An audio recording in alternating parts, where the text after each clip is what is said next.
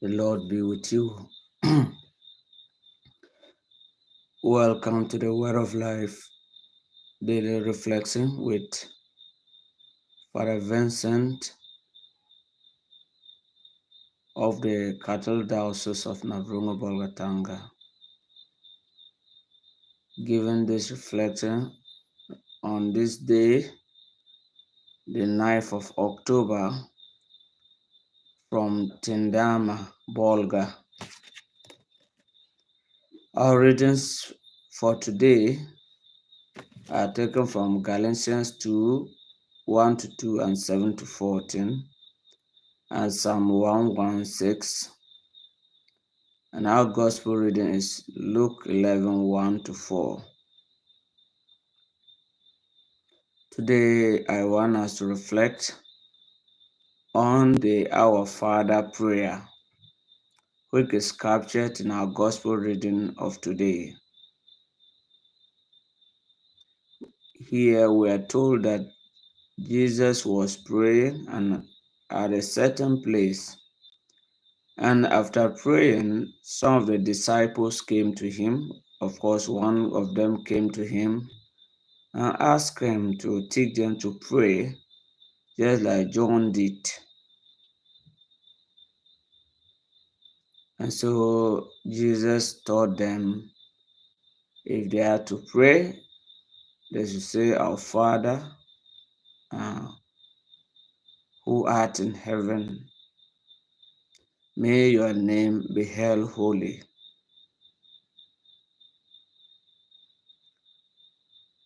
The prayer Jesus taught them also from Luke seems to be the center of his gospel. We know that Luke is also described as a gospel of prayer because it takes his time to place prayer at the center of the missionary activity of Jesus Christ. And so, for us as disciples of Jesus Christ, prayer must also be the center of our actions. Prayer must follow labor and work. And so, at the time, as we have heard from Jesus' disciples, that they were prayers. As Jews settling, they have been taught some of the Jewish prayer of the day. But what is unique about the Our Father prayer that Jesus Christ has taught his disciples?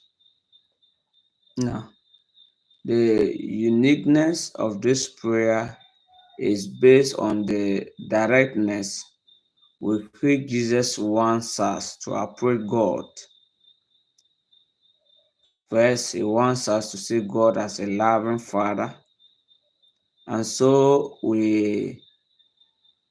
if we want to speak to him, it must be direct. We don't need to embellish it. And so what we can consider as a novelty to Jesus' prayer is this directness and the frankness with which we must come to God. And so we come to God as we are, with all our troubles, with all our challenges, with all our joys, and with all our sadness, exalting him and also pouring out our needs to him. And the particular need is that the name of God be held holy among all of us, that we reverence it by our conduct, by our words, by our actions. Because prayer should lead us to be better, to be transformed, and to renew the world. And so that's why the prayer of Jesus is so important for the Christian. And it's so short that any of us can learn it by heart and be able to pray it at any given time, presenting our needs and the needs of the world. The Our Father prayer has also been described as the summary of Jesus' message, Jesus' gospel.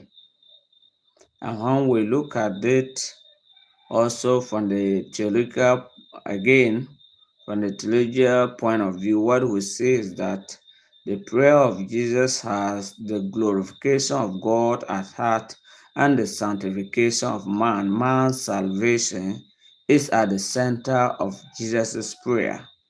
And that should also be the center of our prayer, that whatever we do, whatever we say, will be to the glory of God and the sanctification of ourselves and our brothers. May God strengthen and bless us, the Father and the Son and the Holy Spirit.